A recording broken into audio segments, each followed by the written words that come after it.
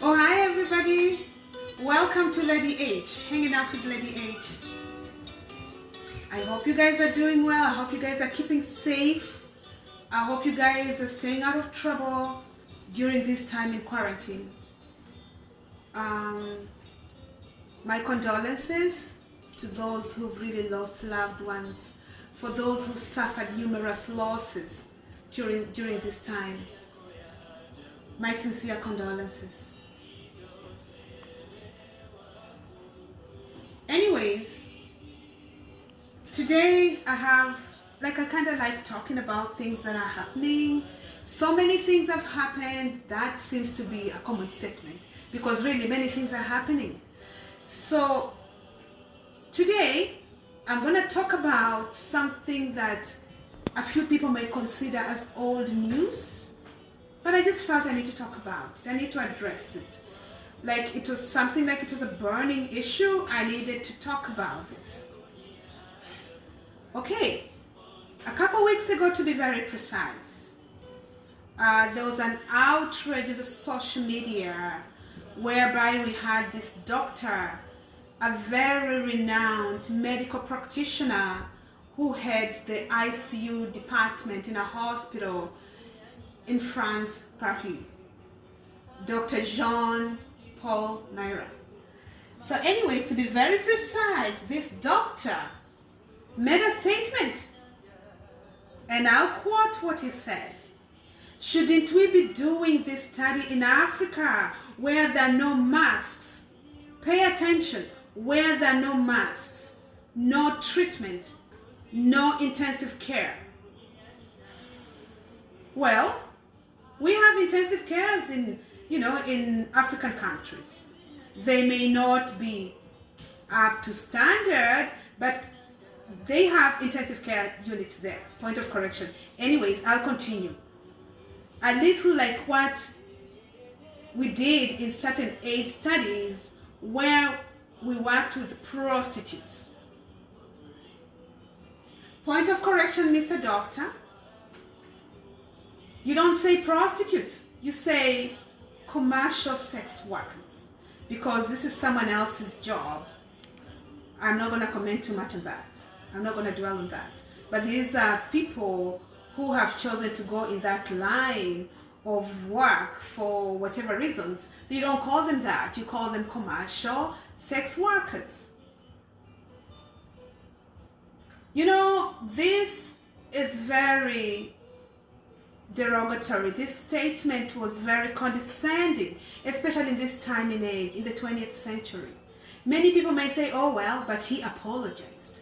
Yeah, it was on media that this doctor made an apology through his employer. So the employer came out and said, oh, you know what, our doctor is sorry for making such a clumsy statement. In fact, it was just not clumsy, it was very, very clumsy. It was derogatory. It was condescending. It was demeaning for a people who are innocent, who have nothing to do with this. This affects me as a person because I'm a daughter of Africa. I'm a daughter of Africa, born and raised in Africa, to be precise, Kenya. So these studies were suggested to be done in Congo. Kenya and Congo, we're neighbors. We speak the same language sometimes. So it affected me. And I don't know what this doctor was thinking, because it's an expectation for a medical practitioner in his caliber, in his status. He should be knowledgeable of all the different things happening around him. Well, it could just be maybe he misspoke, or maybe, let's say, he spoke out his thoughts. We need to be careful. Those people who think like him, we need to keep our thoughts to ourselves. I just want to let people who think like him really come to a realization that Africa has educated individuals. Africa may lack enough resources or plenty of resources like all the other countries the first world countries have. But Africa has educated individuals. Africa is not a lab. Africa does not consist of guinea pigs. Africa has intensive care units. Well, it's a sad situation that people verbalize what they think. We just want to send a message out there to people who think like him,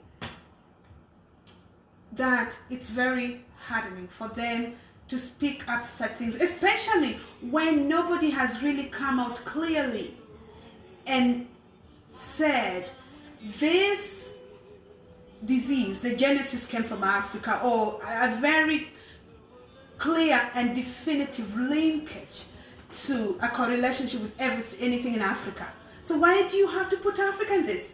Leave Africa out of this. Yes, Africa may have its own flaws, but leave Africa out of this. Because it's so personal to me as a person, because I grew up and got raised in Africa, and Africa, the cultures and the values that I learned in Africa have molded me to who I am, and that's why it's very dear to me. Yes, I may have assimilated into other cultures, but it doesn't underscore the fact that I'm African. And I just want to applaud very beautiful and bold, young, fine daughters and sons of Africa who put up a clip that, spoke and sent a strong message saying, leave Africa alone. We need this kind of voice.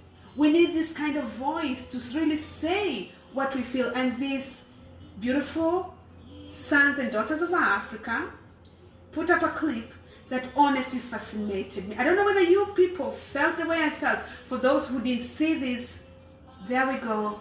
Let's watch it. My name is Cornelie. I am from DR Congo. I say no to COVID-19 vaccine trial in DRC. We are not guinea pigs and Africa is not a laboratory. My name is Ruth. I'm from Democratic Republic of Congo and I say no to COVID-19 vaccine trial in DRC. We are not guinea pigs. Africa is not your laboratory. I say no.